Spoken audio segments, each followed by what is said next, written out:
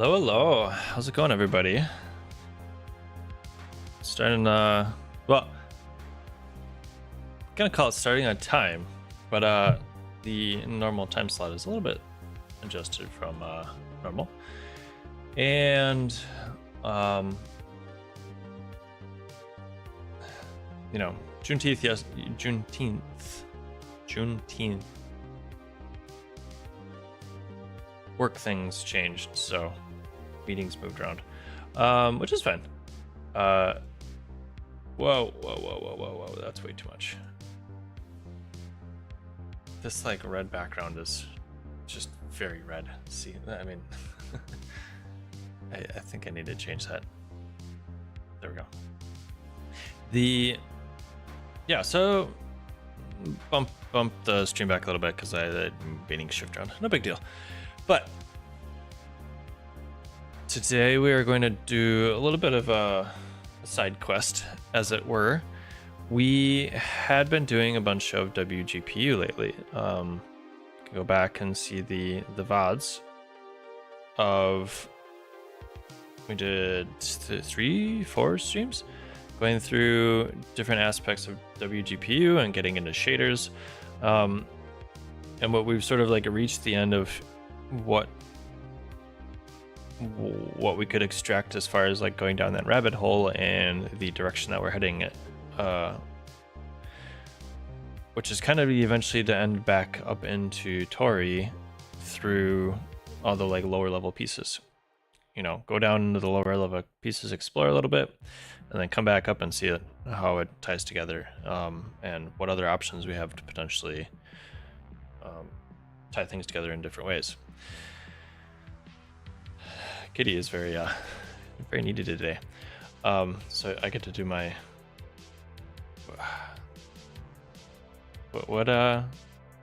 what's that? It's the evil villain thing, that one trope. Austin Powers? Did they do that in Austin Powers?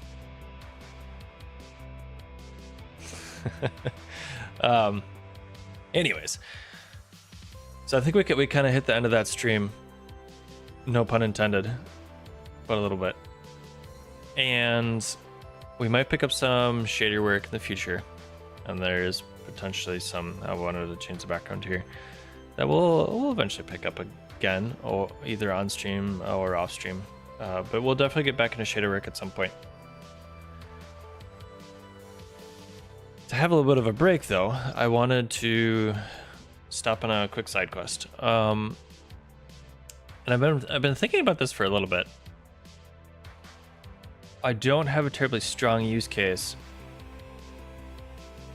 but it's kind of just sort of a fun thing, I guess. And the idea is,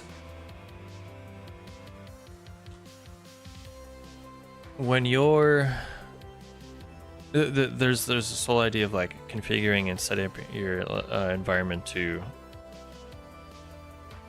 you know, improve your focus and, you know, just your overall well-being if you feel things are in good order. You know, so like some of that is manifested in how you set up your desk, or you know, configuration of your terminal prompt and your IDE and whatnot. And something that's sort of in the same vein that I've been experimenting, playing around with a little bit, is the idea of like keeping track of and like having a daily note and looking back and using that as a way to also look forward. So I've been using Obsidian a bunch. I'm still not great at it, but it is now holding pretty much all of my to-dos, which is nice. And it encourages me to continue like investing in the idea of thinking about things in a daily interval. Not only as just like to-do items, but it's valuable to just appreciate what you've accomplished. So something that's sort of in that same vein is we actually, do I still have?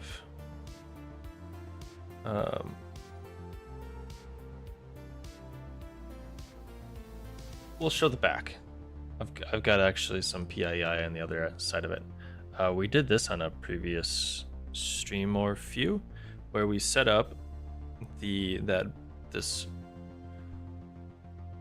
that's a Raspberry Pi. This is an e-ink display, of which the other side is what you actually look at, and I have calendar events and other like little metric type things, which is nice just as like a reminder of things that I if I don't have a constant or a reminder of on some short time interval, just goes straight out of my brain. So like having the calendar in front of me is really nice, because anytime the screen refreshes, it takes 20 some seconds to refresh or so, and I have it refresh like every hour, and it's just like it's not distracting to me, but it's enough of like draws my attention that I can say, oh yeah, there's that calendar event or the thing that I need to remember that's either later this week or whatever. So something that's sort of in the same vein of like personal well-being and like keeping track of things and having the ability to like pull things to the forefront easily is a personal CLI. And like I said, I'm not quite sure where I want to go with it or what I want to do with it, but I thought it would be a fun side quest to sort of get it set up. And as ideas come, feel free to like drop thoughts in the comments. The idea is that we set up a CLI, and it'll be a way to like hit APIs or grab information in a very familiar interface for somebody that is in the programming space. And ideally the end goal is to anything that has obstacles, not in the way of like an obstacle can just be, oh, I need to open up a web page, or I need to do a thing to grab this information, and then I go, oh, I need to do this, and then I forget about it 5 seconds later because something else comes up. So basically just like removing those barriers of, oh, I'm thinking about this thing, either I'm gonna like make a note or write something down, or I don't know, I like sending a tweet or whatever Blue Sky calls their thing. I will think of a thing and I want to get it out of my brain, but 5 seconds later I think of something else and I forget to even open up the app and get to it. Or I actually get as far as opening up the app and get distracted by the feed and then it's gone. So just like little things like that. So I don't know if we're going to do much today as far as like functionality goes, but I kind of want to like set up the scaffolding for it. I'm not expecting this to take terribly long. Knock on wood. Where's the? Here, we're gonna knock on glass, I guess. I don't think it's gonna take terribly long, but we'll see. Anyways, enough talking. Let's hop over. I just opened up a random web page, not actually doing Tori today, because this is really red. I think I need to find a different. I mean, it's cool. I like it. I dig it. This is actually sort of like, I'm not really say on brand, but like this sort of styling definitely speaks to me. But that color scheme does not work with the lighting that I have right now. Anyways. So Rust CLI, we are going to. I hope you liked the pun in the description or. Okay, good. I wasn't confident that I actually got the URL right there. I'm all over the place, distracted today, aren't I? Did you like the pun in the thumbnail and whatever? Clap. Clap is a command line argument parser, which is sort of a long-winded way of saying a way to make a CLI. Or not really long-winded, but command line argument parser may not be something that's sort of in the zeitgeist of like if you're not familiar with the terms, it might not actually know what that means. So the idea here is that we write some code and now we get from the terminal, we can type into our shell whatever we name this thing. Where's the name? Command short name.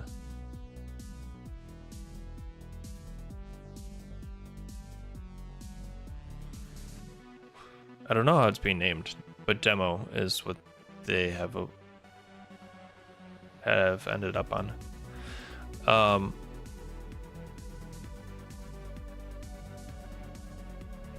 Yeah, interesting. So the idea is that you type things into the type it into the terminal to run the shell command. And the arg parsing is anything after like demo in this case is like your executable. That's the thing that's actually running. Anything after that, those are arguments. And we can define a specific shape for those arguments using an arg parser. And the arg parser is going to be the thing that takes those arguments with that defined shape, some of which is like built-in default, some are not. But with that defined shape,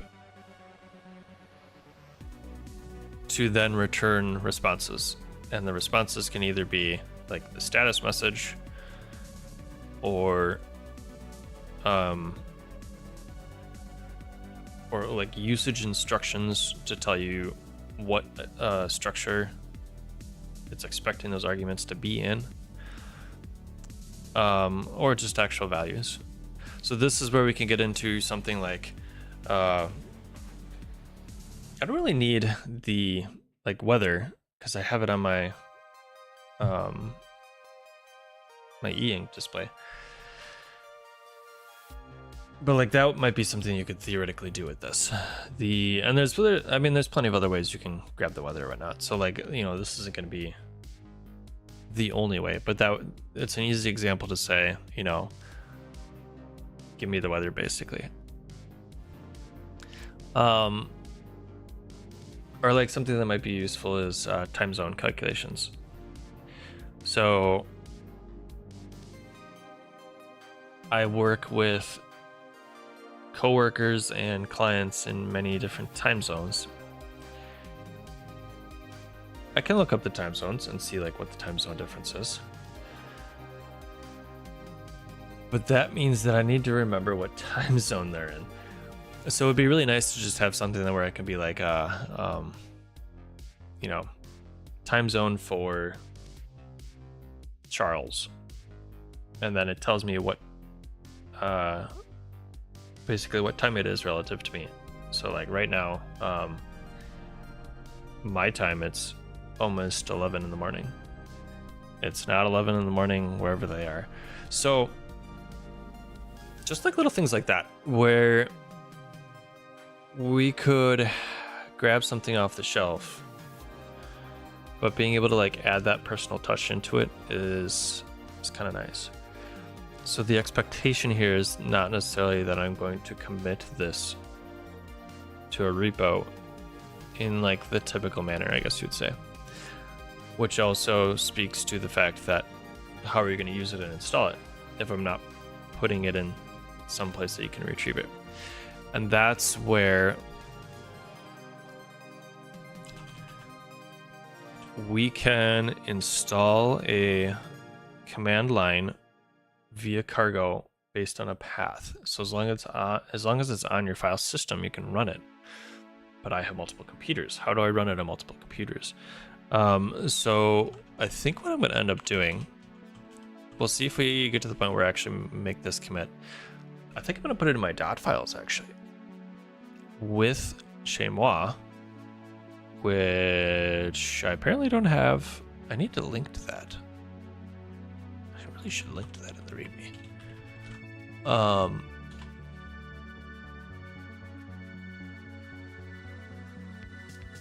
Chez moi.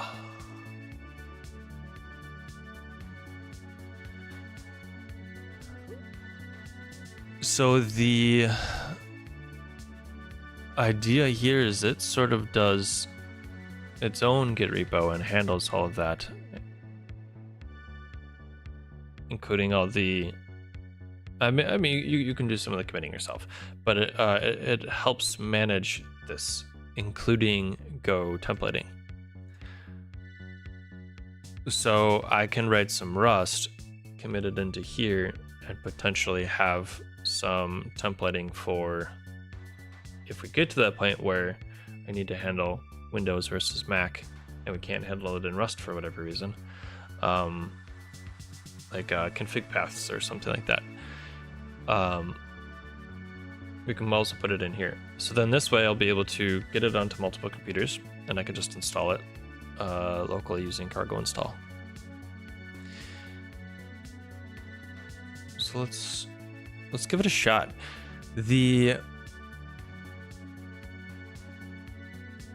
So we have an empty repo. The idea is that we probably just start out with something really simple. And honestly, this might be the way to go. Do I just copy this in here?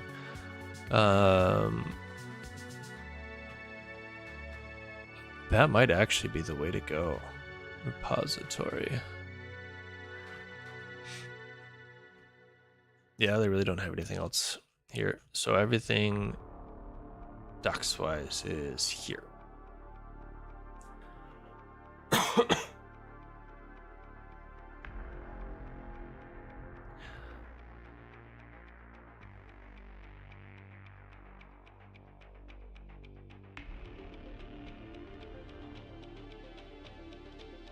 Interesting.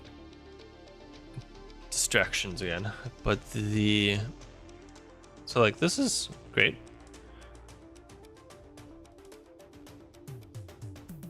Interesting. I appreciate the fact that it's not unlimited scope, or they're not expecting an unlimited scope. Regional performance, yeah, okay. So 69 months between major breaking changes, and then they're willing to break compatibility rather than batching up breaking changes in large releases.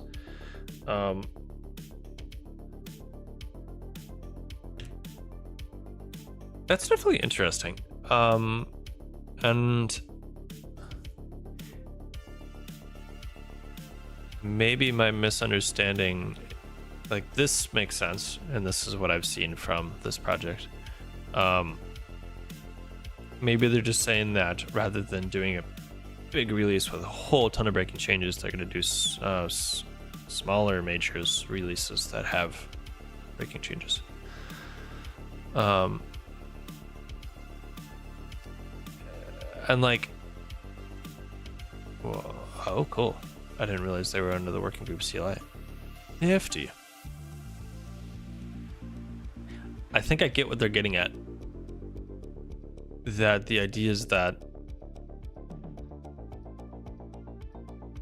it feels very like future forward, and the expectation that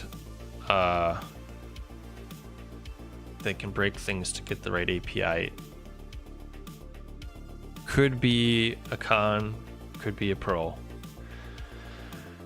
And they have gone through a couple different ways to go about it. Struct op was a separate thing and they're brought into this. It's not all worth getting into all that, but I think this is mostly something that I appreciate, assuming I'm understanding. While these aspirations can be at odds with fast build times and low binary. Yep. Okay, this is kind of cool. A Rust arg parsing benchmark. Yeah, so there was this thing called struct op. I don't know if it came out of clap, but I know the syntax or whatnot eventually came back into it. Yeah, I don't remember. But anyways, let's just grab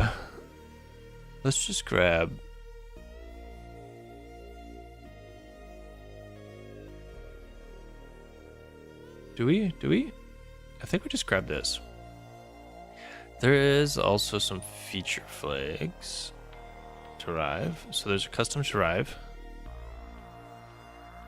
Yeah, so there's multiple methods for creating the CLI, which I am not seeing here.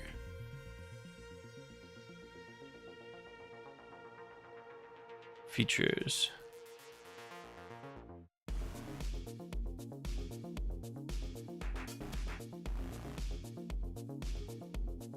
Okay, that's not what I want.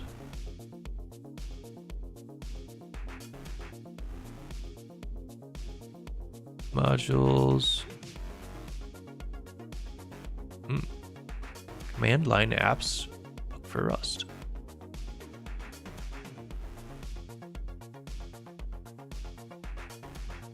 So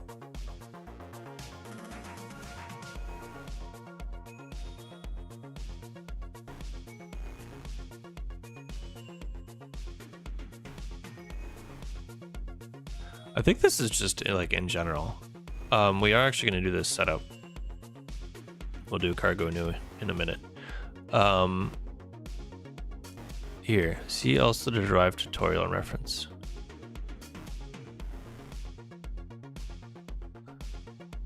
Okay.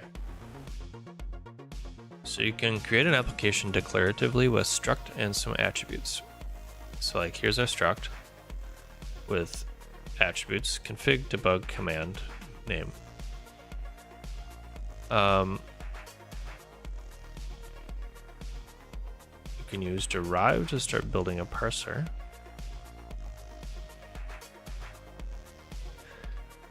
I'm trying to find I thought there was multiple ways that we could do it. Oh, builder tutorial. Okay. So builder is the other way. And this, if you've used a few of there's definitely a few JavaScript CLI builder packages that use this sort of builder API where you have this like top level thing and you do .arg, that subcommand. And I think this is one of the ways that it was originally. And then I think this came from struct op. Struct opt.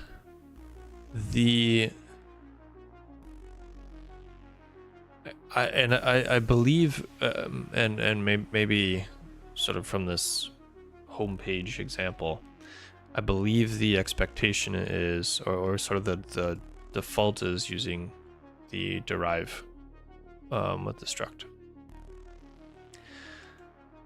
We can do the builder, and there's a FAQ.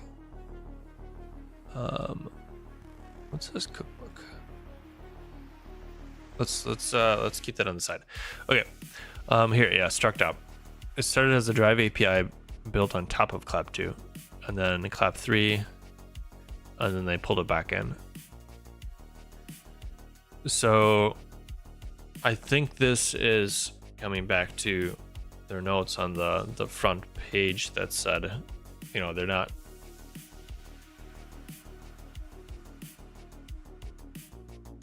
like, I think this type of situation is not unexpected, is maybe the best way to say it. And it seemed like the way they went about it worked pretty well. So but at this point we have sort of these two interfaces or ways that we can write these CLIs. Hey John, good to see you. Good to see you. So I suspect that I'm probably going to go the direction of the derive and struct API. Okay, so they do specifically call it derive. There's derive and builder. Oh, yeah, they did. Doc op inspired usage parser. I don't think I remember seeing it that way.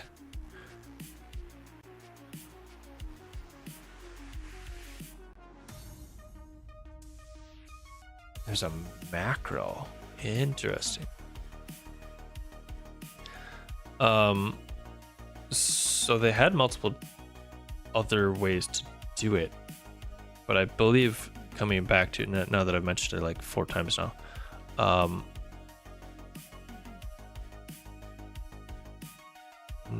where's the main page? Oh, that's different. This is what I want. This is what I want. I think this is sort of the idea here, is that they had other APIs and they got rid of them because it didn't, you know, for reasons. And I don't think that's a bad thing. Options can be good, but options can also be bad. There's a limit where too many options then sort of fragments the community, and then it makes it harder to maintain and makes it harder to like write tutorials or understand how to use it, because then you're like, well, which one do I choose? Literally what we're talking about right now. So there's something to be said about good defaults, and there's something to be said about a small amount of options that are flexible, because as soon as you have too many choices, yeah, there's a, like, speaking of mental health, there's don't quote me on this, and you know, who knows if this is actually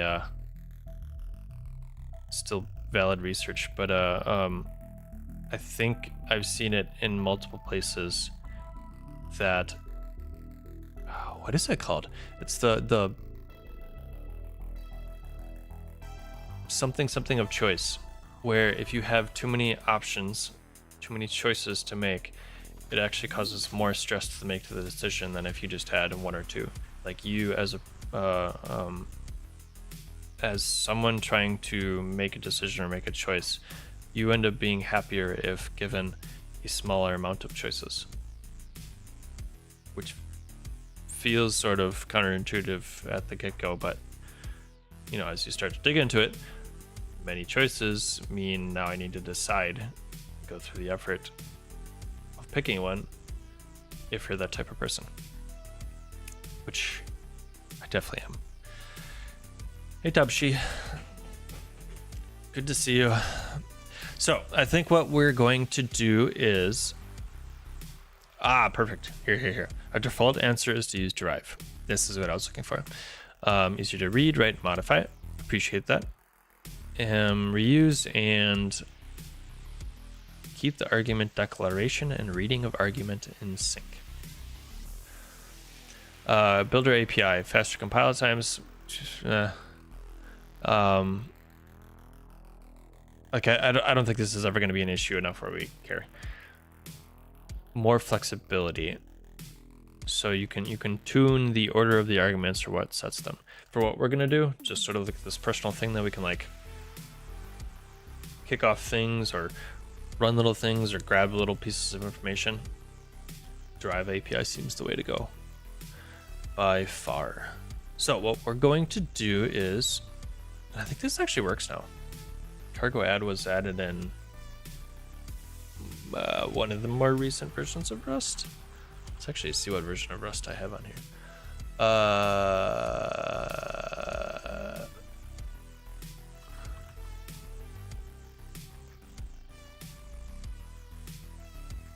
Not target list. What is Rust up? What version? Show? Active and installed toolchains. Check. Let's try check. 1.69 is available, and I am on. No, I'm on 1.69. 1.7 is available for. Oh, that's kind of confusing. 1.64. So stable.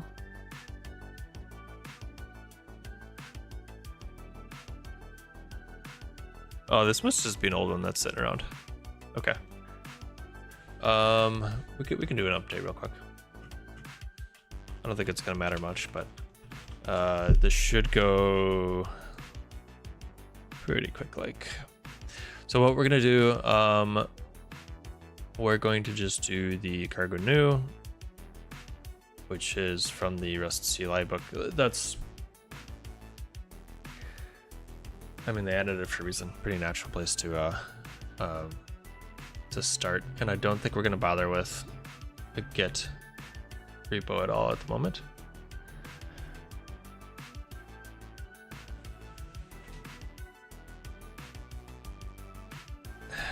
Fans kicked in.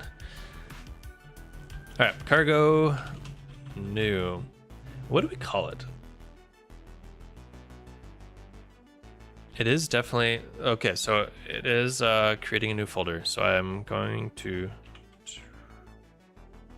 cargo new. Cat was humming before. Now I got hair all over my face. At least that's what it feels like. Can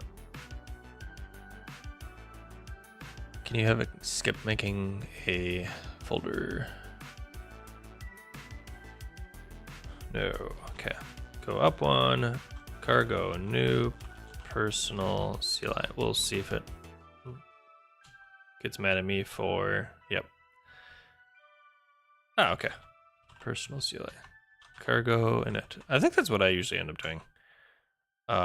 Because I tend to make the folder first and then worry about the other stuff later. So this is going to give us cargo.toml. Now we can do the cargo add clap features drive. I'm actually curious if we need the features drive anymore. There we go. 4.3.4, but it's saying that 4.3.2 is the recent. I mean, it definitely shows right here.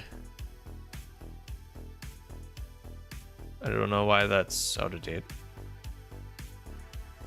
And here we got our main.rs. Rust Analyzer has kicked in, as has Flowistry. And that's why the target folder has appeared. The target folder is, if you have not worked with Rust yet, the compiler creates assets of which it can do incremental compilation. So it can compile some of the crates that you're using once, and then you don't need to recompile them every time you make a change to your code. And for those curious, which I kind of would actually like to get into at some point on stream, as far as I'm aware, I think pretty certain it's still used. Salsa handles the incremental computation within Rust, which is also written in Rust.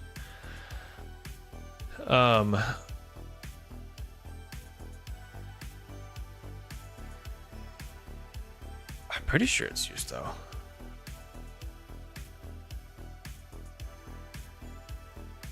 It says inspired by, but it doesn't specifically say that it's adopted in.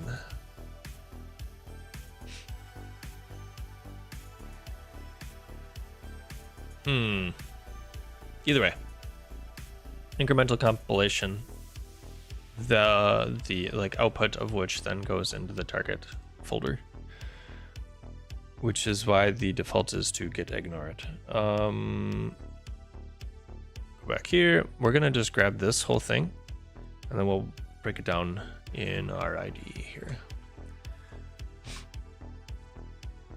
So we're pulling in clap parser, and we're using these the derive.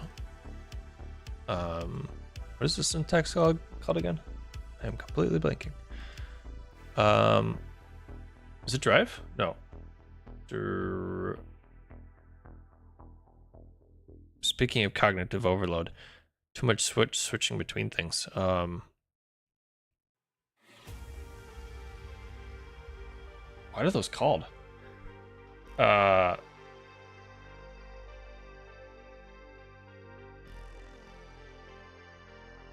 I'm completely blanking on what those are called. They're not macros to. Oh, this can bother me. We'll come back to it. I'm sure I'll remember it at some point. But we got this syntax up here that is, I don't really want the comments in here, that is going to tell it to basically like run the parser and debug code on like this thing. And we're saying, well, from here, from the struct, we're going to have this command is going to have like these pieces attributed to it. So like about and long about would be the, you know, like when you write the CLI command, it's going to return these pieces as a default. So we parse the args from the thing that ran it, and then it's literally just going through and printing all of them.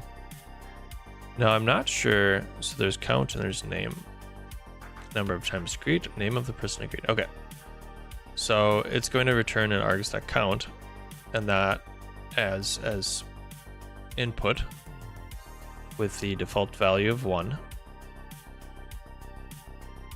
And it's going to print out the name that you set as input X number of times. I'm going to take out these because we're not going to actually put those in there to go with. Is there any other syntax that we want to double check on? Related projects.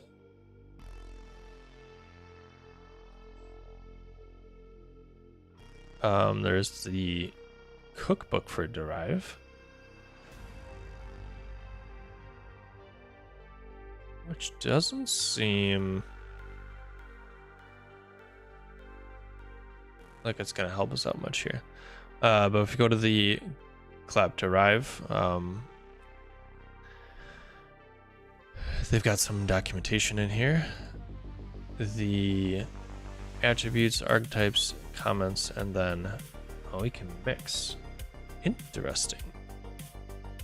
So this is what we grabbed. Command attribute. Oh, there's a group. So the group, I'm presuming, allows you to have subcommands, maybe? Dot comment, okay. There is a subcommand, so parent command attribute. We have a struct, which I'm assuming is going to be like our top level. No.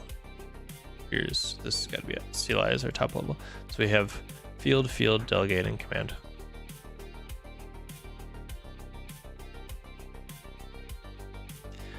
Parser parses arguments into a struct or enum.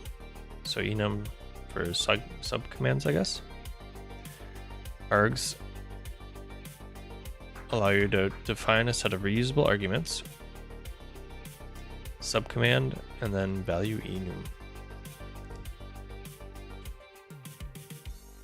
We can set specific values as required. Oh, raw. So there's raw attributes and magic attributes. It appears that magic attributes are going to allow us to provide defaults. So if somebody doesn't put in an input, we can have the default set. That maybe? Command attributes. So here's some magic attributes, which you can see up here. Name, version, author, about, long about. So when it's not present, and oh, so there these dot comments. So when it's not present, we use a dot comment summary. Without the expression,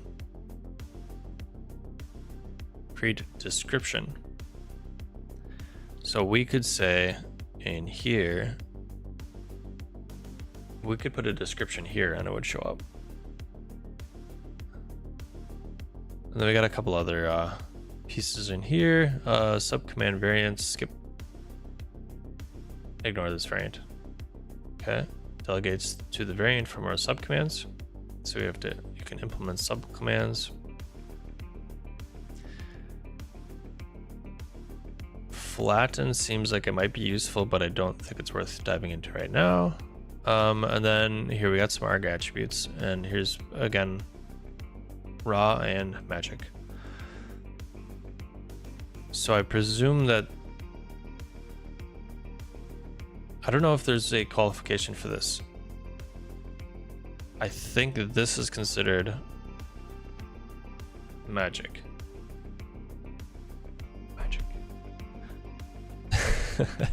Gotta laugh at yourself sometimes, right?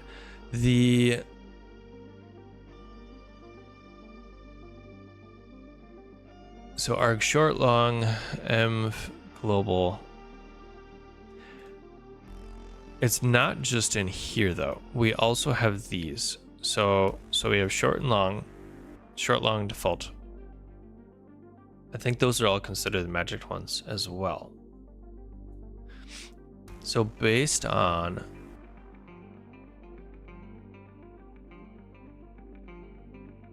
the values are set, without string defaults to the case converted field name.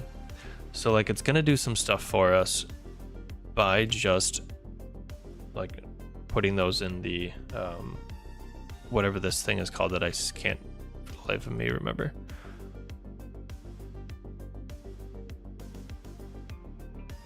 Add.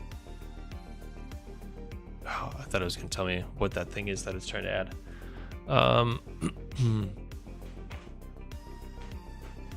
Here, and then we have our types. So option, vec, value parser, and dot comments. So this is kind of what I was mentioning, where if you specify it, it'll use it. Otherwise, it can like fall back to other things based on specific situations. So like you can say, you can give it a help. But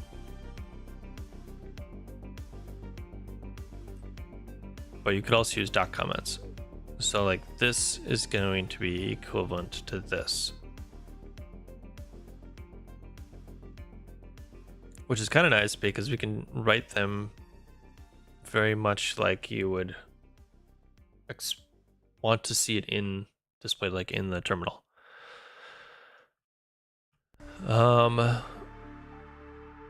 So those dot comments actually that I removed, we may actually want those.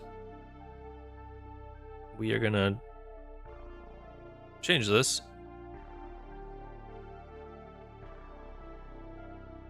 I don't know if I need it after. Let's try it.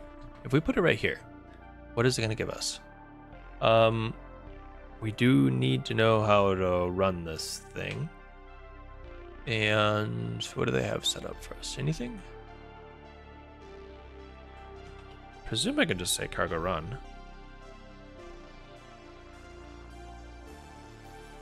Usage. So what's a little bit awkward about cargo run is that we get all of this in here. We're mostly going to be just seeing this. Yeah, that ish. So if we would say cargo run, I don't know how we pass args. Name. There we go.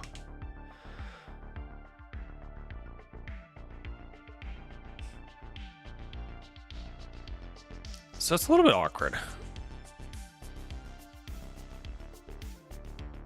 But that's one way we can do it. And now if we do also a count, we can say hello many times. And we can see that in this output, which I believe is working as expected. Like I think this is what you're going to see in the actual CLI. But our dot comments are not showing up there. So I think we do need them below.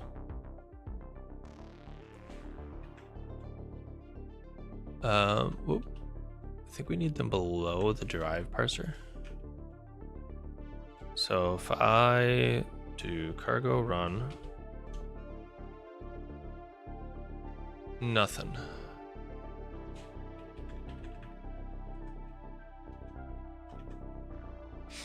Right above the struct.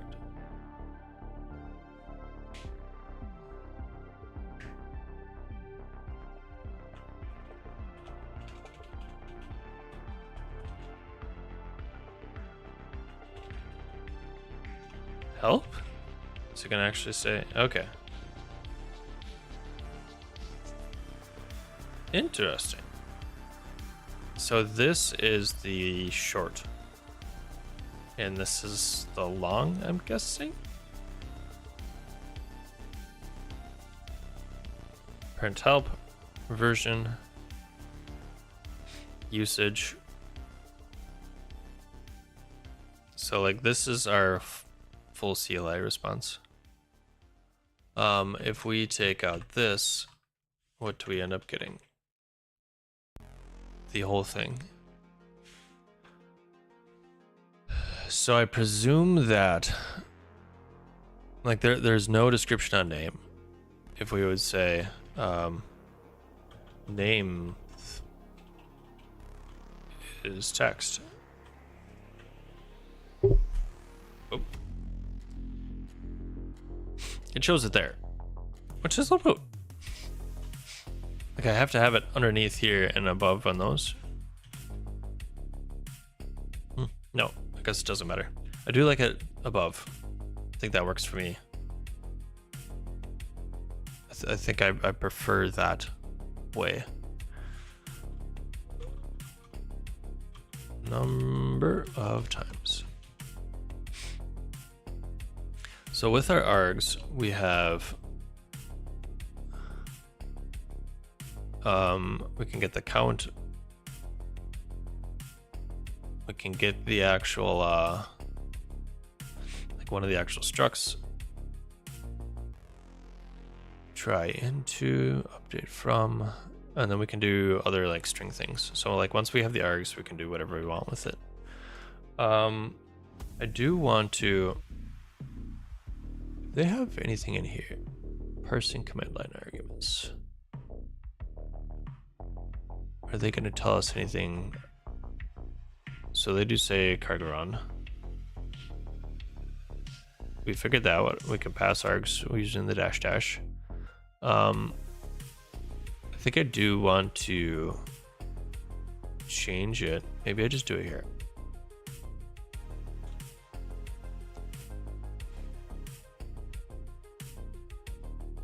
I like the name at the top. So now if we do this, it's going to use me.exe. Now it's not installed. We could do cargo install dash dash path dot being this folder. This is going to install it as it is in release mode to where I can type me anywhere and it's going to give me the actual command line. So this is going to be our usage scenario where we install it. I'll probably push it up to my .files repo and then I'll install it on one of the computers that I want it on. Using the same method. So I'll navigate to the directory and do a cargo install, or cargo install --path directory name. But this isn't going to be usable as far as a feedback loop because I'm not going to install it every time. Yeah, no, not happening. So I think we are stuck with cargo run, at least for the moment. There's other ways we could do like --s example or whatnot, but this is going to give us the easiest setup, I think, with just as much benefit as any other ways we can go about it. Okay. So we can do .comments, and then the post-processing is action.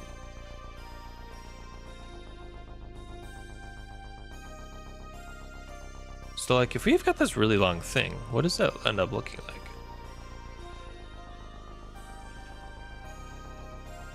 If we look at the help, oh, it does actually show the full help there. Interesting. Short and long. If we do -h, see, I like that. If you type out -- help, it gives you the long help. If you do -h, it gives you the short help. I kind of like that. And this line number 12 is the like separator between like what's determining a short versus long help.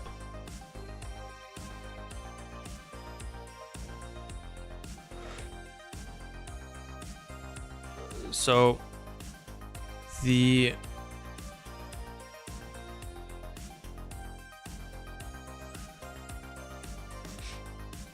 it does definitely like,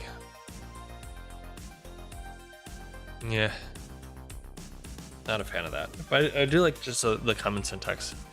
It feels like it keeps things pretty clean. And you can mix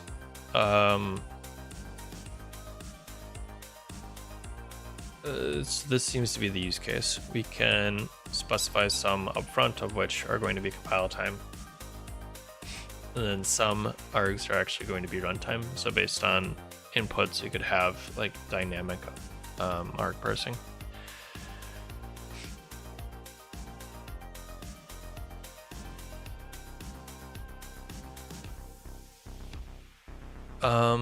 Create such as clap verbosity flag.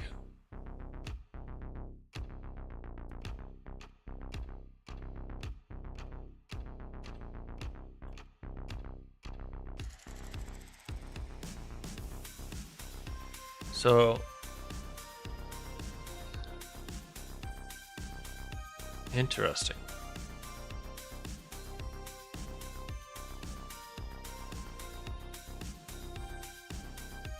So based on specific flags, you could have a different level of verbosity.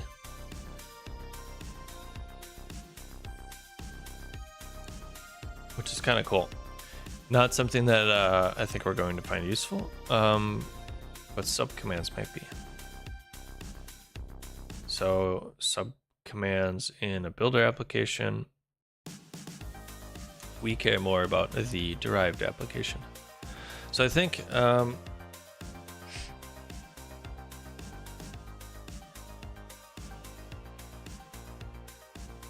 what should we do? These aren't actually going to be something that we use. I'm fine with it being called, my struct being called args. I don't really care about a description there for right now. I think I do want to say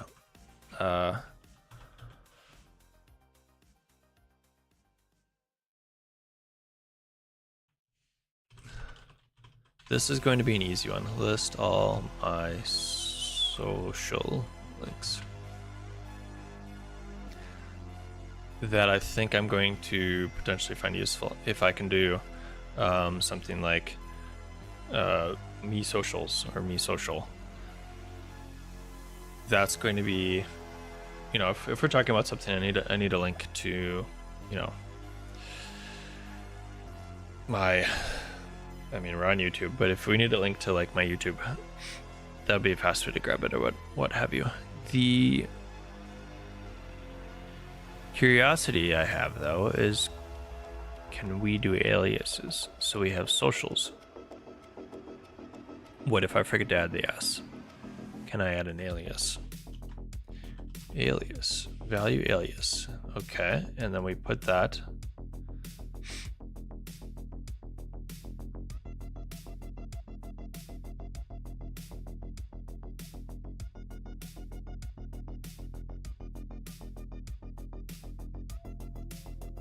Do I just put it here then?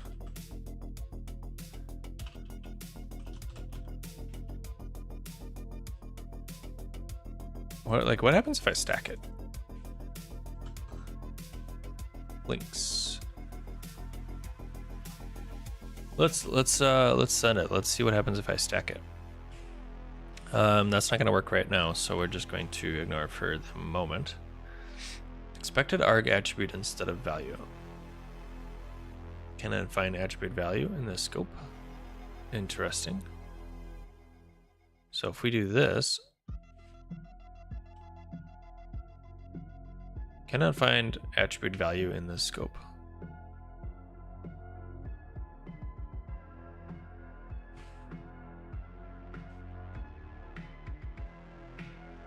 Interesting.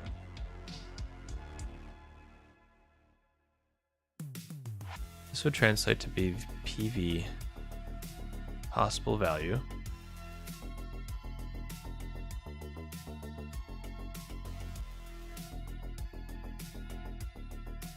So arg, raw attributes are forwarded directly to underlying clap builder. Any command, arg, or possible value method can be used as an attribute. So we have an arg. If we want to specify a value, so command attributes can have, the magic attributes are going to be the ones in the arg. Name version.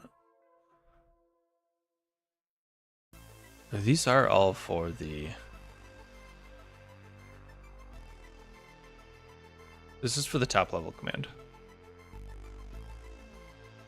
Arg group, arg attributes. When not present, will auto select an action based on the field type. Interesting. Short long env.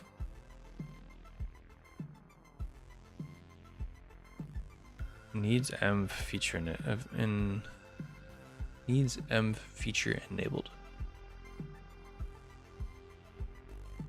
Defaults. So we have default value T. Okay. And then we have default values. Then there's an OS, which converts, does some OS string stuff. Okay, and then there's possible value attributes.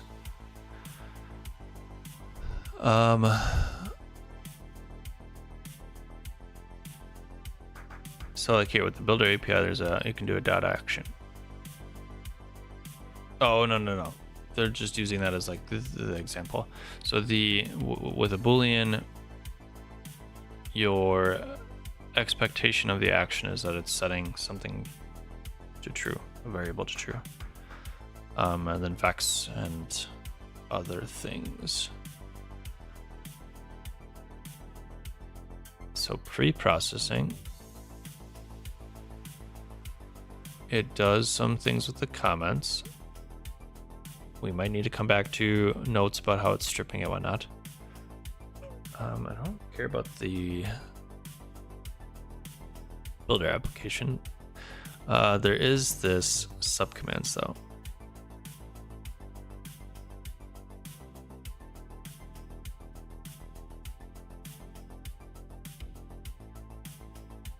Let CLI command new built CLI. When using the derive API, you can use the command subcommand. Inside the struct to add subcommands.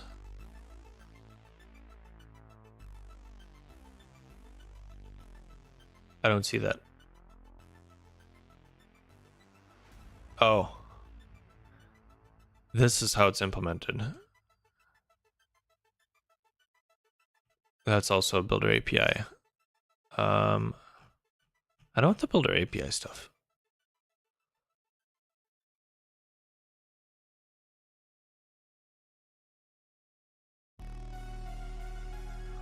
Archetypes, terminology.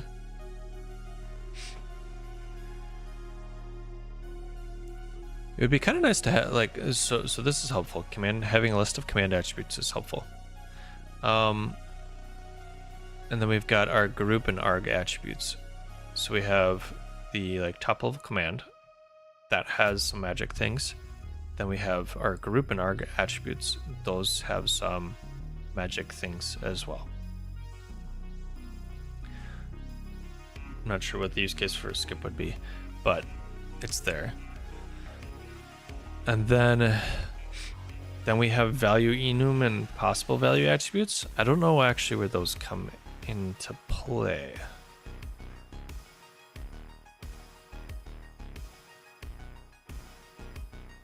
And it doesn't seem like there's a specific example for it. So I believe we have exhausted the value of looking in the documentation here. I think what we want instead are going to be some examples. Tutorial derive.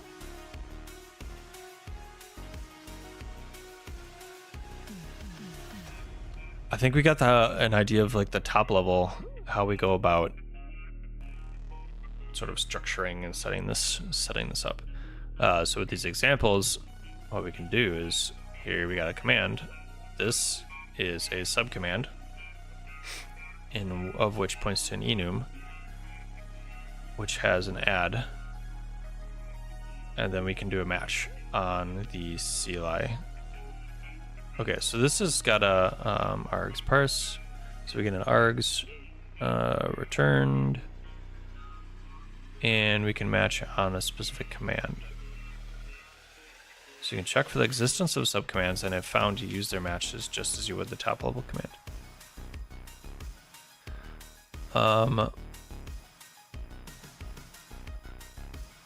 Oh, there's MD in here. Okay. So the markdown shows you what it looks like.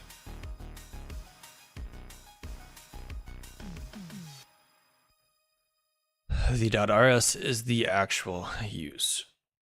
So here, you can check the value provided by positional arguments or option arguments. So we could set a thing multiple times, like there's a bug. And we can check for subcommands. So here we would have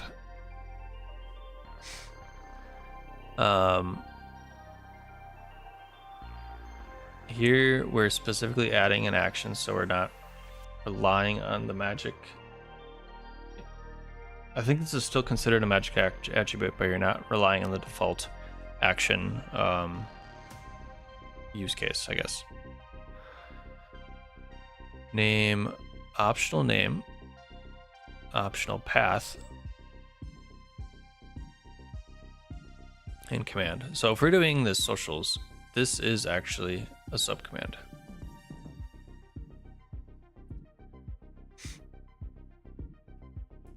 So let's go ahead and do this. We're going to do a derive subcommand. We're going to name this an enum social links.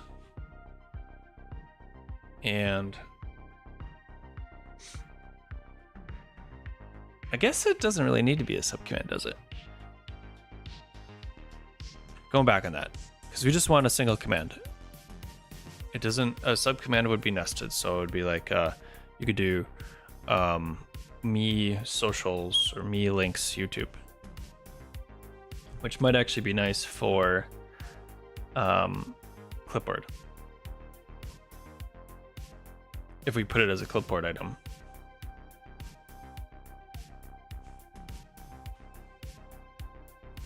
That might be something to test. But it is, how long have we been going now? A little bit over an hour? A little bit over an hour. So let's get a little something running and we'll just return socials. And I think that's probably what we're gonna call it. So this is looking at name, CLI.name as deref, config path, and it's just returning the values for him.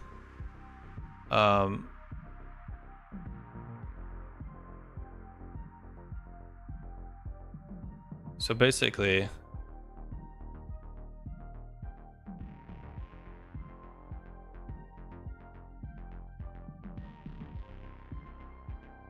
do we make it a subcommand or not? If we have it here, this is an option. So I guess it is kind of a subcommand. We just want to like not execute anything because we're just gonna match on it. Commands test. Where is commands? Commands test. So if there's a none, then it just does nothing.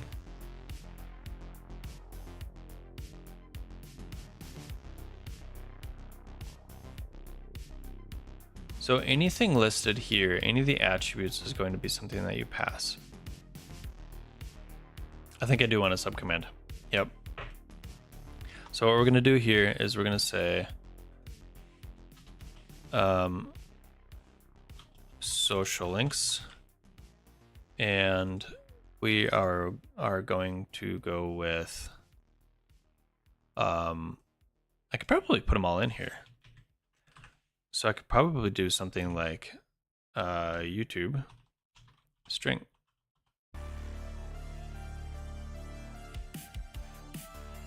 And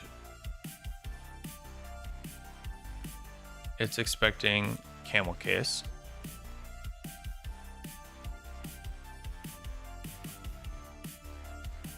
Expected comma. Oh. Okay. Variance YouTube should have camel case name. Expected comma. Expected enum variant.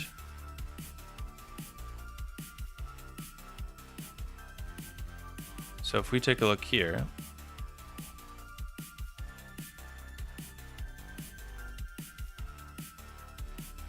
we have a subcommand called, the subcommand is called test. Okay. Derive subcommand. So can we do multiple enums, or is that going to be just like command option commands? Okay.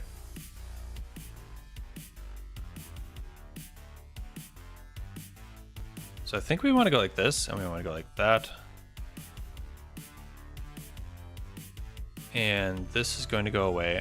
Well, we're going to have to come back to the fact of aliases.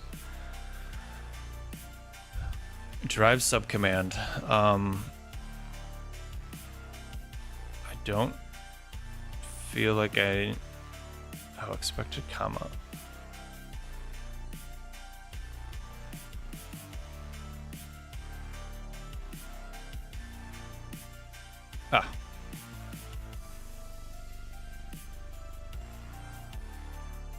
So this whole thing should be in, it's going to be something like this.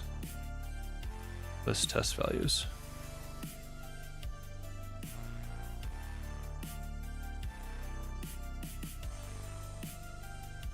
So we have a subcommand called socials. This is like, I'm getting, my brain is getting stuck on this. So we can check if it has a list.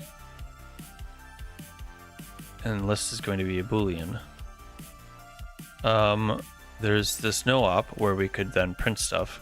So if we match in the CLI command and it says test, then do these, otherwise none. So our like none case could theoretically be our only case. We have, this is quick RS, right? Oh, let's look at the markdown.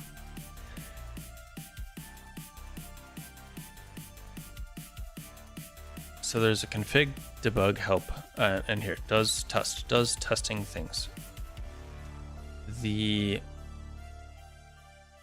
So this here is not actually referring to the command that you're using.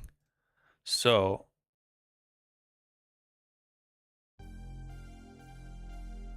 that feels that feels a little bit confusing.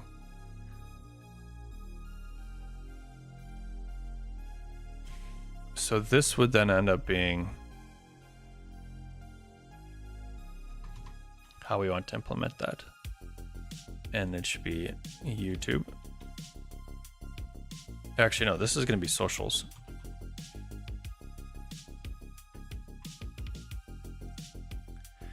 And we're going to say copy. It's not actually going to be, we're probably not actually going to use that or care about it at the moment, but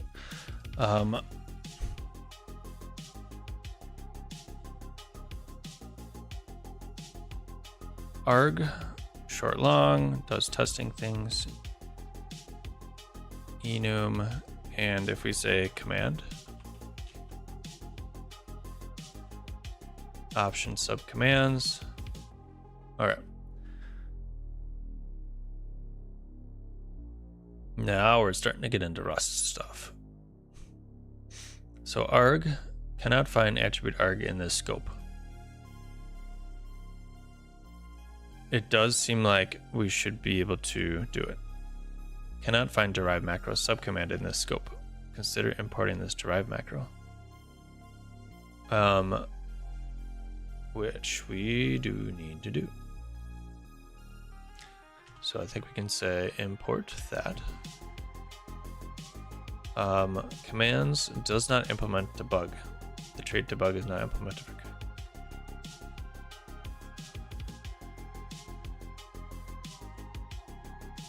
So we can do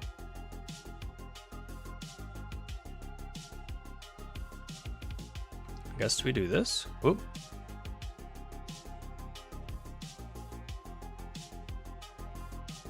I want this whole thing here.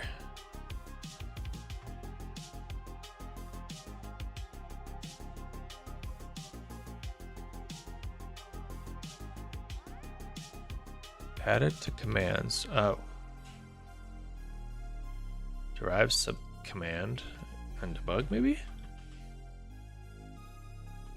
Is that what it's thinking? Yeah, okay. Now, if we do run-h, now we have commands. We have help and we have socials. So if we do cargo run help, it's going to give us that help menu that we were looking at before. And if we do cargo run socials, nothing, because we're not actually handling anything. And it's sort of mentioning it here, unused variable args. So we have this thing called args that we're not doing anything with. I am actually going to call it CLI. I like the args parse. We then are going to, then we're going to do this.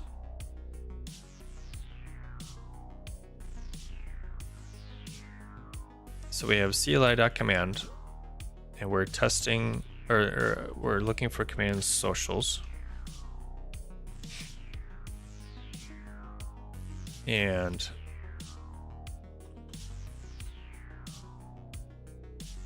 yep.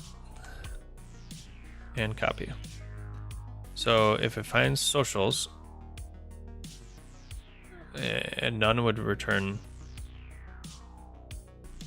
It'd be nice to return like the help command or something if you just did a no-op sort of situation. But now if we run this, it's going to give us not printing testing lists, because we're not setting copy.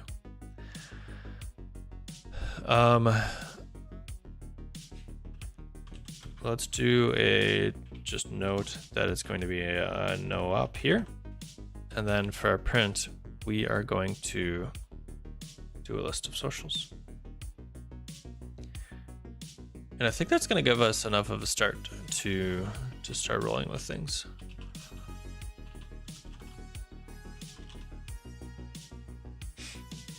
Got a bunch of links up here. I am going to, oh, it's got the redirect stuff embedded in it, but that's fine.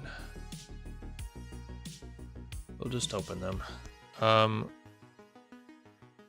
Now there is a, we've got print line. There are other ways we can like format strings. So,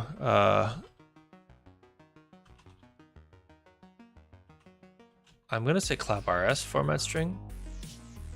It's not possible values. I'm thinking format. Yeah, I think you're on the right track. I was curious if it had.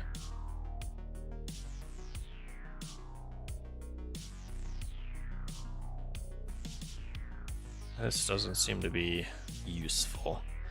I'm thinking we do use format. I've really honestly only used format in terms of single line as well.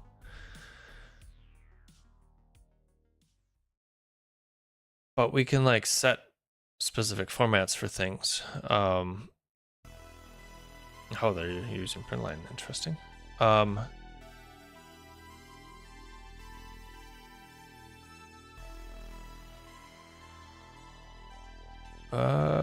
Here. Format. Now this will give us. So if we have this like set up, so we could set up, this actually might be what we want to do. Actually, the more I think about it, I like this.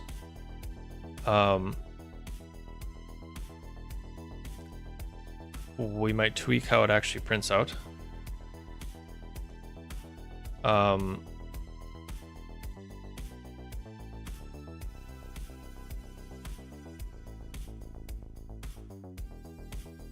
But where's the format macro? Do they not? We've seen that via format string.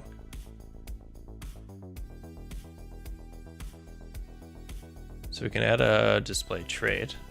And so that's kind of what I was curious about, if there was like some trait or something that we can add to like our struct. Like if we did, I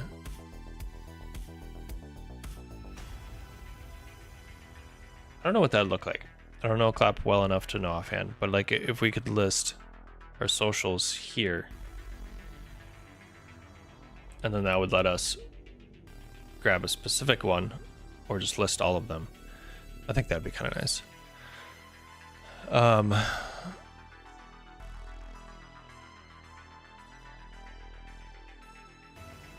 Because we already sort of have that structure.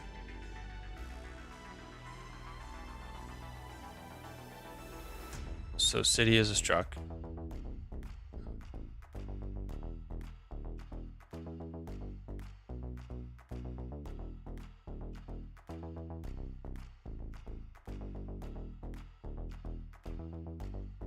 Do I leave that? Yeah, let's leave that open for a minute. The Rust format macro versus print line.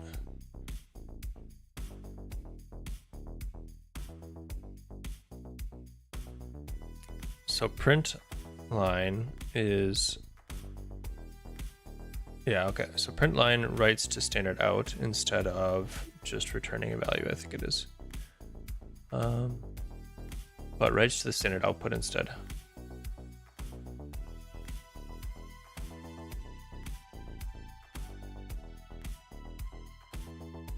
Interesting. Use print line only for primary output of your. Use ePrint line instead to print error and progress messages. Nifty. So I think I'm kind of okay just looping and doing print line. So under the hood, it's using the format macro. That kind of makes sense. So using the format macro, we can like build up our string effectively. But since we're in sort of the ecosystem of CLIs and terminals, the output, and we want to see this in the standard out. Print line seems to be the thing that we want to go with here. And I kind of do like this.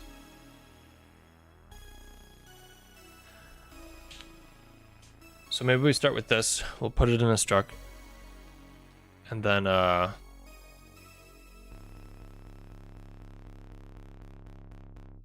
we'll come back to it potentially in the future. So let's say if it's not copying, let's just list everything. We're going to say, I'm just going to copy this because I am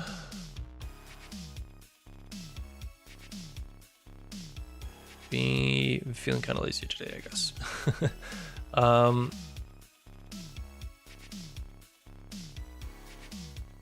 I was curious. So this is derived debug.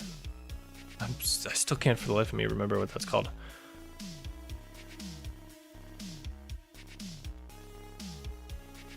Doesn't specifically say. Derive is an attribute macro used to apply derived macros.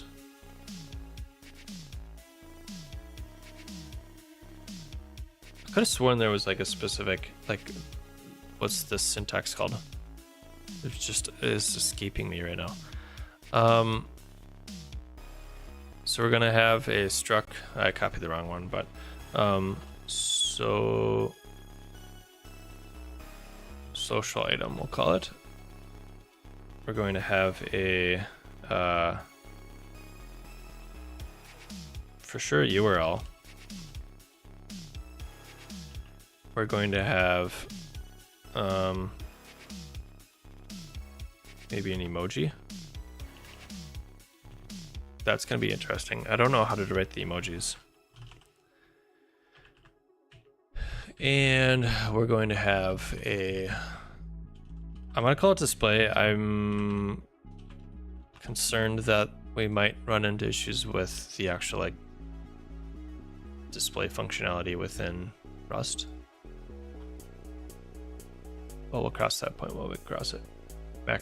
Macro attribute, is that what this is called? Macro attribute? That is definitely not what I was remembering. Thank you if that's what that is. Yes, yes. Yeah. I would have never actually thought of that. I think I was getting hung up on the fact that it's using derive and like directives. I think that's what I was derive. I was like getting attached on the word derive to directive, and I'm like, that's not what it's called. But I just completely lost it. I would have never actually remembered that. Directives are what? Is that GraphQL syntax? All right. So for city. So for social in this thing, we're going to do social item.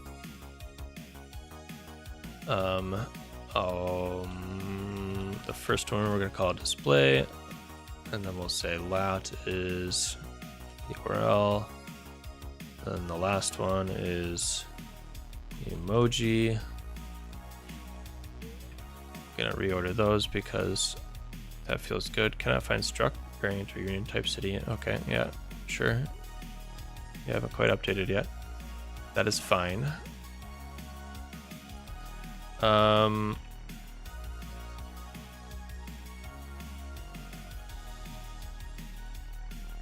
now I don't know if emoji is going to be. Can we write an emoji as a string? That's a to do. Literal, string literal. I think we can do a string literal right there. So if you haven't used Rust before, it does not paper over the complexity that can come with strings. And some languages like JavaScript do. A string is sort of just like that's just a data type. But within Rust, there's different ways you can type strings, and then there's like the raw representations and the more complex representations, and there's a whole section in the docs or in the Rust book about it. Worth a read if you were unfamiliar and interested. But it's saying that we can't make a string that is not have any value, which is fine because we're gonna fill it in. And then social. Now we should be able to say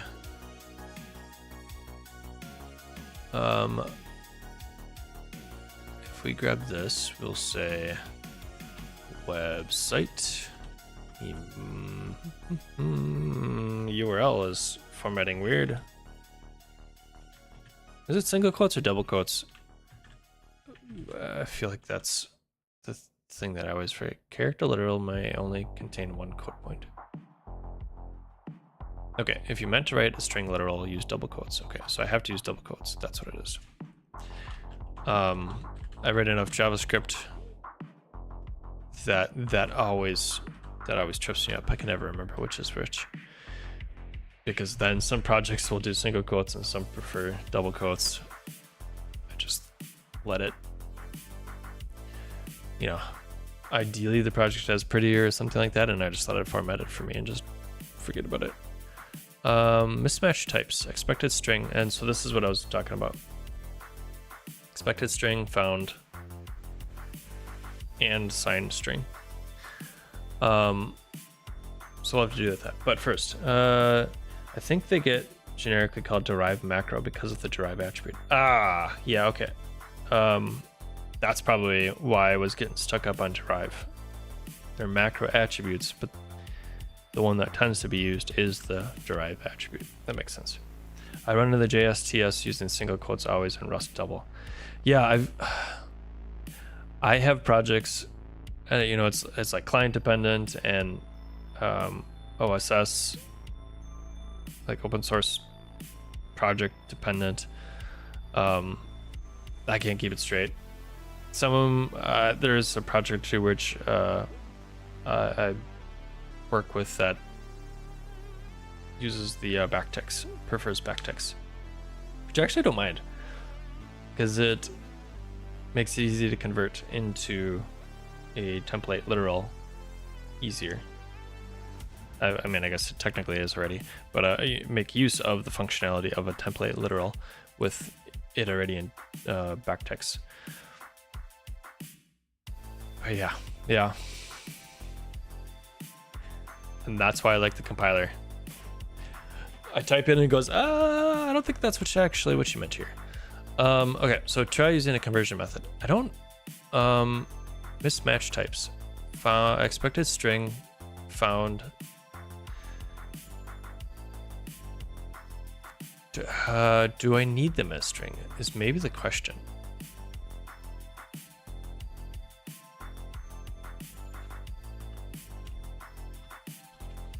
Because could I theoretically do this?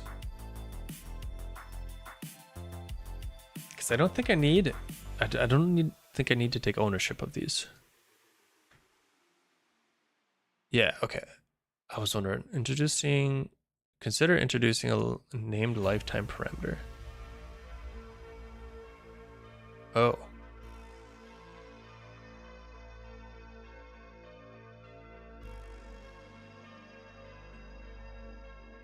Oh, okay. So I have no idea what that's trying to do here.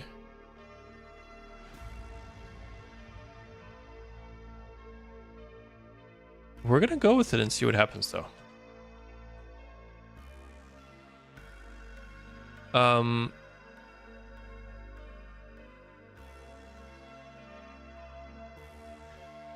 And this might kind of highlight it a little bit. So there's the string type, also called a string slice.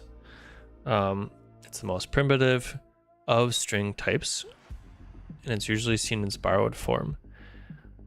Borrowed meaning the ampersand is indicating that you are making use of or borrowing this value. So Rust has the concept of ownership, and when you make use of when you pass a value or make use of a value, you need to help Rust understand if your intention is to take ownership of the value or not.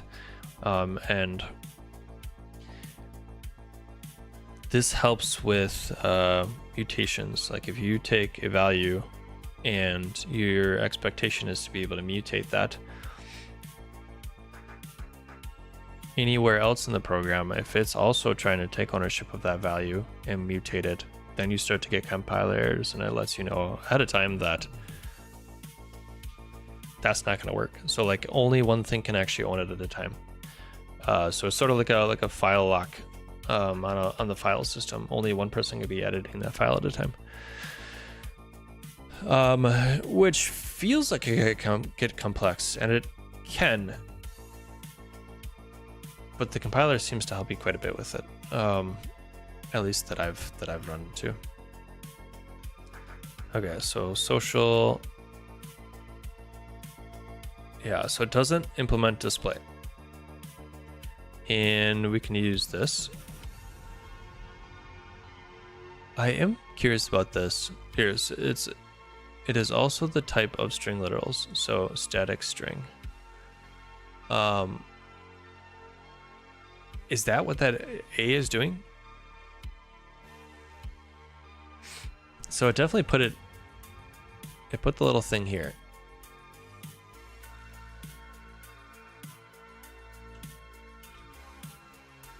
So like,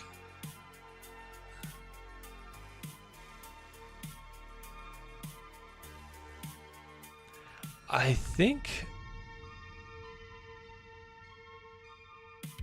I want to go with string. And then I think I want to say, I think there is a way to write it directly into a string. String from or to string.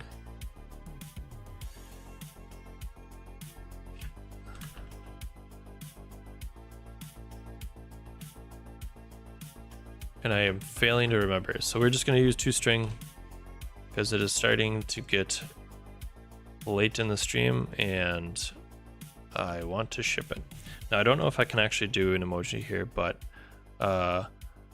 website, site, page, what would be a good emoji for this? Sure, we'll go with that for right now. Yeah, string from. I feel like that's just as verbose as toString. I thought there was another way you could do like a single tick in front of it, but I might be thinking of that like reference attribute thing. Yeah,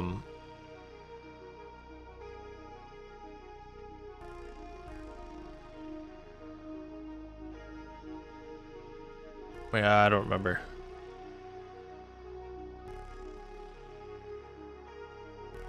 Oh, you can do emojis. Static lifetime attribute. Yeah, the static lifetime attribute stuff. Definitely not terribly familiar with it. I suspect I might want something like that in here, but I don't know enough offhand to roll with it and let it trip things up for the moment. So let's just drop everything in there.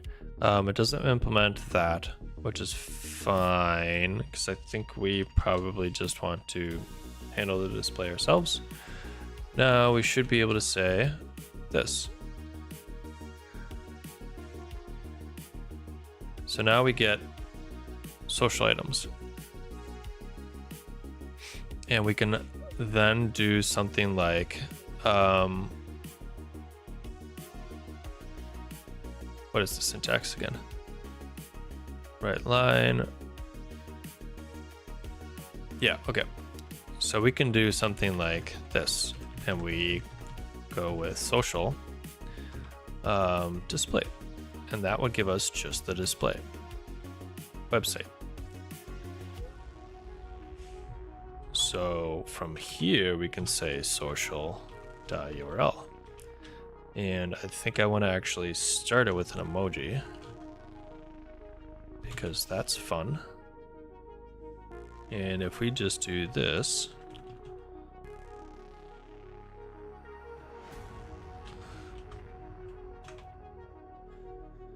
there we go. Emoji, display, and then the actual URL. And then depending on the terminal settings or what have you, some of these will potentially become clickable. Yeah, it opens up in my default browser, which is not helpful for streams, but you know, it is what it is. Do I want a space there? What does it look like without the space?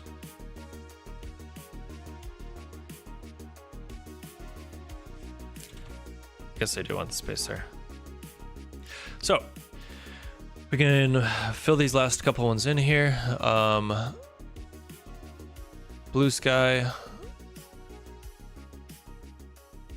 Is this a shameless plug? Maybe. Blue sky.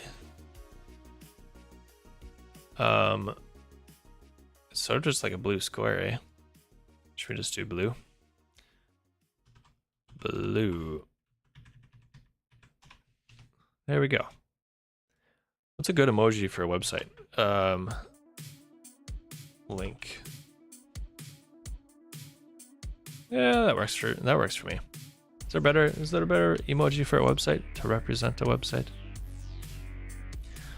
Mastodon, I haven't been as active on that lately. Nor can I ever, whoops, put it up in another tab. Nor can I actually remember how it's spelled. And it's not in the URL. I was gonna cheat. Mastodon. Mastodon.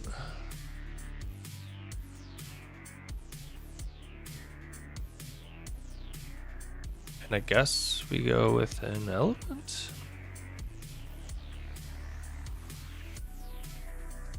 I don't suppose they have a... No, they don't have a mastodon in here. That would have been kind of fun though.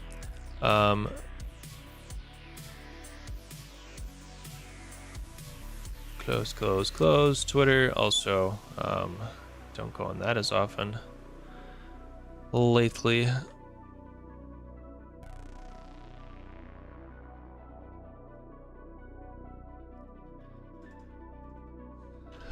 Twitter and GitHub.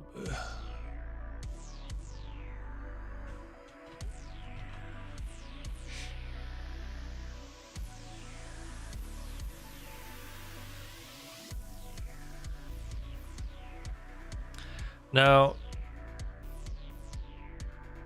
I think I can have like ligatures or what have you that actually show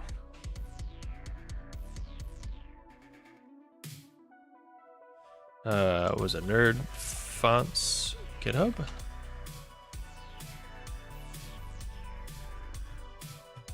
It has a whole bunch of them in here. Do I go for it?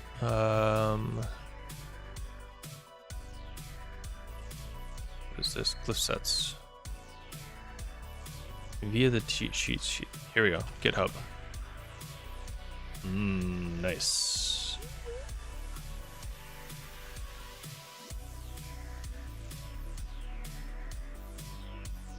What should we go with? I guess. Do I just copy it and then paste it? Is that how it works? Nope. That's the code. Copy.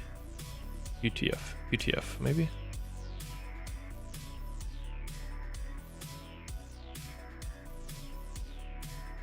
Oh, interesting. All right.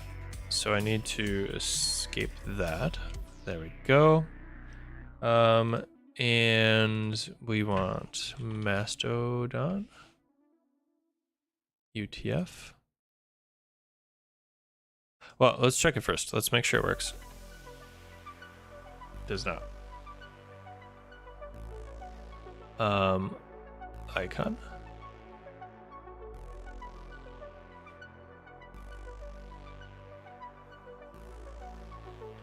I think it's the icon. No, it's not gonna show up, I don't think, in my ID because I don't have it set up there. But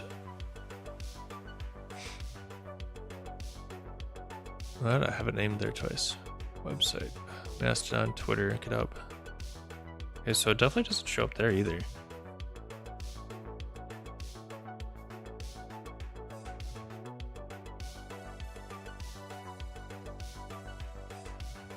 Huh. Copy class name, icon, UTF, hex code. I thought I had it enabled. Maybe I don't. Because like I've got this in here. What's this?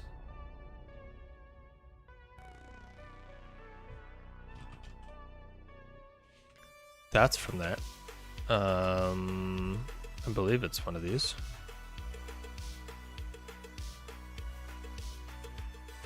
Branch, maybe? Branch, yeah. So it's clearly coming from something, but neither of those are the way to go. We might just have to...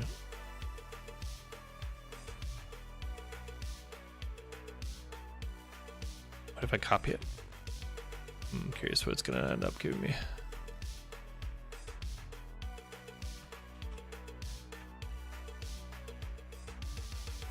That one worked. So it is entirely possible that whatever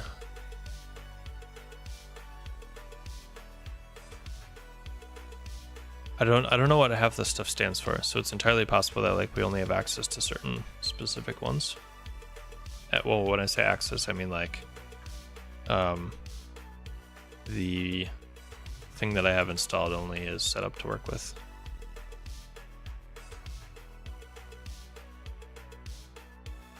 Oh. Let's try that. Yep, okay. It's fine. Let's just go the classic bird. Sure. Elephant. And what's GitHub? We're gonna go with this nifty looking octopus.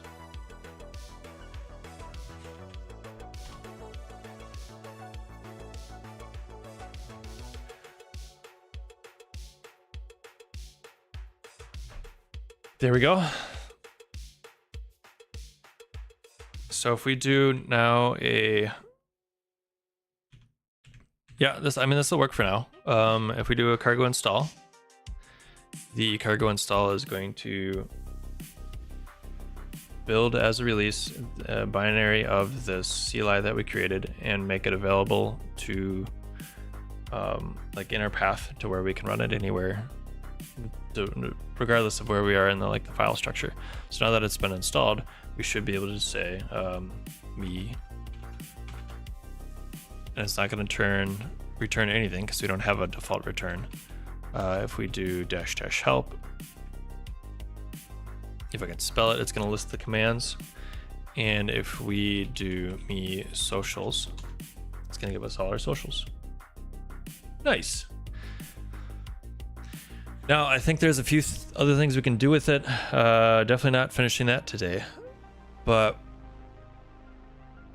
I think this is going to give us enough of a basis and understanding to move forward with.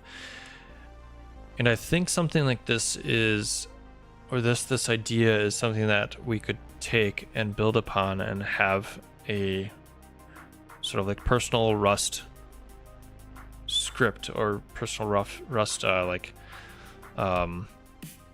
library of things that we could run that would be helpful like in our daily lives, which can evolve over time,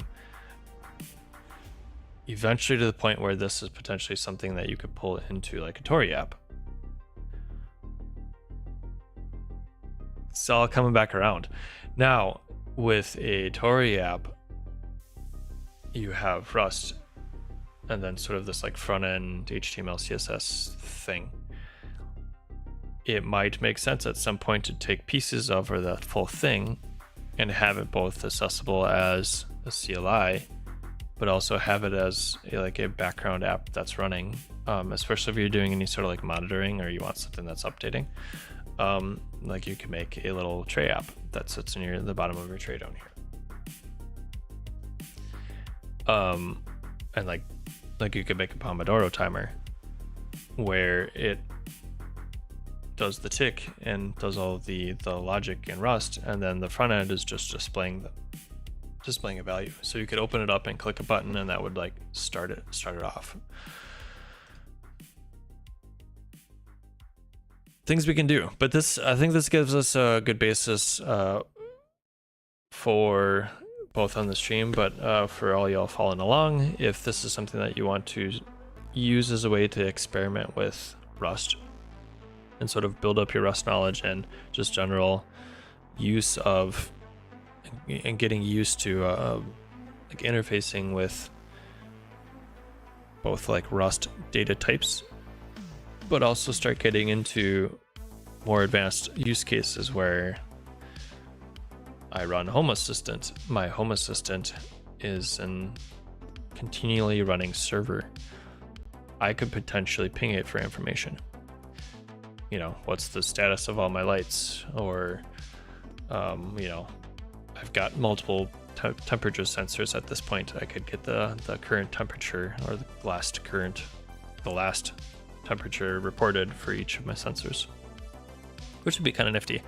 I mean, I've got a dashboard for it, and I could pull it up on a web page. But if I'm in the terminal and I'm typing, it might be just as fast to like do some of that. But that would give us access, or that would allow us to start playing around with making fetches or using WebSockets. So we got ways to play around with it, and I think this is a sort of a nice introduction into using Rust, and then giving you a foundation to like continue to build up on knowledge and use of and more complex scenarios in where Rust would be beneficial. Great. I don't know if we're going to do this next week. TBD on what we do next week.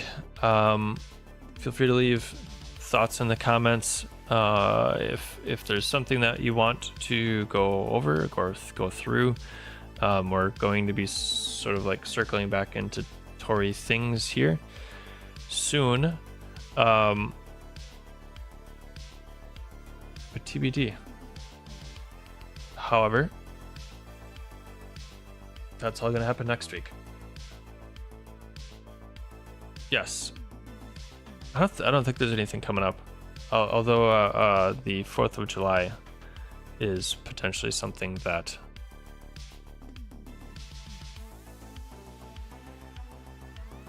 what is it? Do I have a calendar here? No.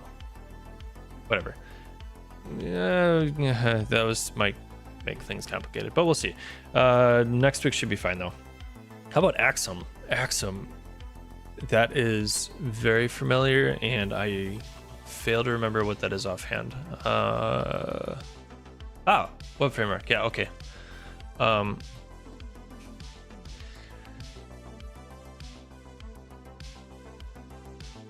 That's a good question. Do we want to get into that kind of stuff? Doing an endpoint for a CLI or a Atari app?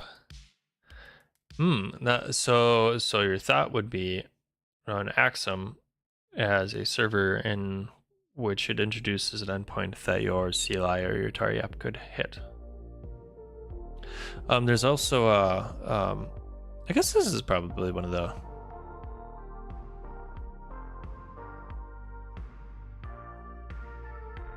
okay, so yeah, Tower.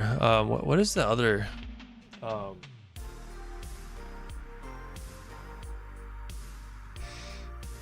brain is not catching up with me today. I thought that was another web server that sort of does this in the same vein instead of Rust IPC or whatever Tor uses. Yep. Well, so in the context of a Tor app, there's multiple ways you can handle it as well.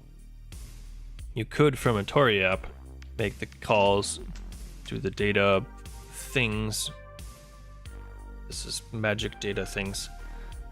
On the Rust side of things, put it in a form that you like to use or is going to be useful for you, and then push that to the front end. You'd still end up using the Rust IPC communication layer at that point. The other method would be fetch directly from front end, in which case we're using JavaScript or what have you to make a call to Axum. Actix? Maybe Actix is what I was thinking of.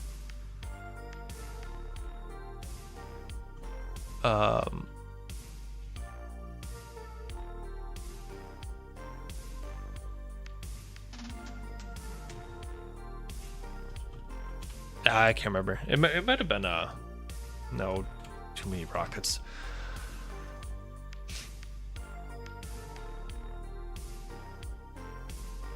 I think it might have been Actix was the other one that I was thinking of. Tokyo is really popular though. And it's sort of taken over the ecosystem, it feels like, as far as async goes, for, better or worse. But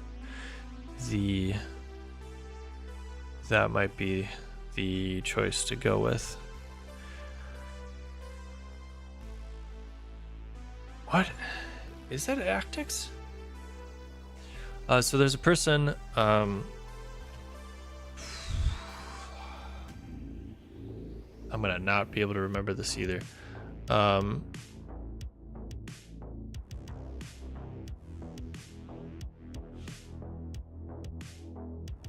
Slight side quest. I said I was gonna finish it, but I like doing side quests, so I am gonna ignore what I just said and pretend I didn't say it. Oh,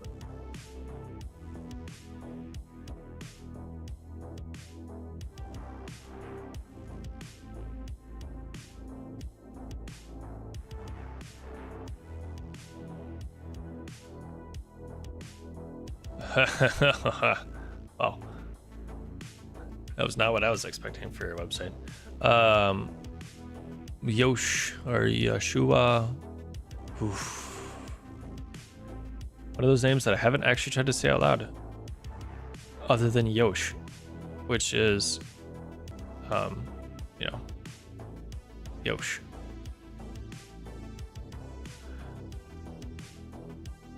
They were working on something though. I think it was them. That had to do with Rust servers.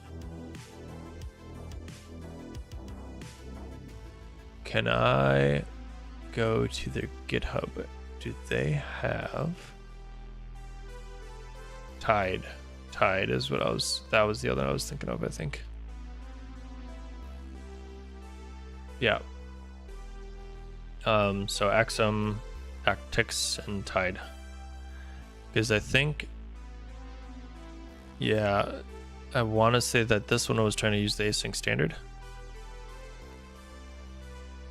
I don't know enough to be able to comment which is better. Not that I would generally maintain that kind of opinion. I'm definitely of the opinion that everything there's trade-offs in everything, and some things serve use cases better than others. But this might be another one that we could potentially look at. And I think there's definitely an interesting use cases here, and then it comes back around into if we're doing a server in Rust, what does it look like to do the whole website in Rust? In which case you could potentially use both front end and back end in a Tor app. Back end it doesn't necessarily have to be tied to the Tor app. I could take a Tide server and toss it up on fly.io or something like that and have the Tori app either from front end or back end hit that endpoint. So we could theoretically write Rust that runs on the server, and then we could write some Rust that runs in the back end of your Tori app, and then write Rust that becomes Wasm and runs on your front end. Rust in 3 places. All a little bit different, all using different projects. TBD on how mature all of this is. I think the backend stuff is definitely more mature. As I understand, Leptos is, I don't know if it's necessarily in its infancy. But it's not a particularly old project. I do know people though that are working with it. So yeah, that well, we can put that on the list. I don't know how much I would want to dive into, but it might be kind of fun to try a couple of those different things. The I don't know that I specifically have a personal use case for any of them, but I think it'd be fun to sort of dig into that space and see what it looks like. We'll put that on the to-do list. I should actually put on my website or something like that a list of potential topics, and then maybe I just offer comments or something, add to that list, make it easy for me to add to that list and keep it up to date, and we can sort of build up a topic list. My expectation with the streams is sort of to be an exploration of different Rust, JavaScript, TypeScript, sort of the area that I operate in, like an exploration and prototyping of those, and some of that things that we gain on the stream might end up rolling into more concise, specific videos on stuff. But those are going to be more, theoretically, more polished and more like straight to the point. This is definitely going to be a behind the scenes learning. You're going to see how I go about trying to understand and grasp or grok new information and dig into something. And hopefully that's helpful.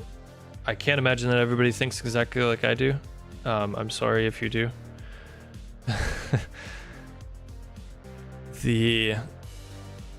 But everybody's different. So hopefully this is going to be helpful for some of y'all. And there's definitely going to be topics that interest some versus others.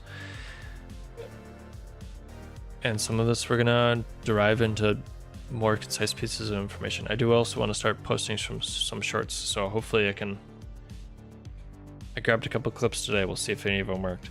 But plenty of things to do, plenty of things to look at. We'll start a list. Thanks for the suggestion, John. We'll see you next time. Tuesday. Bye. Wherever my button is. Bye.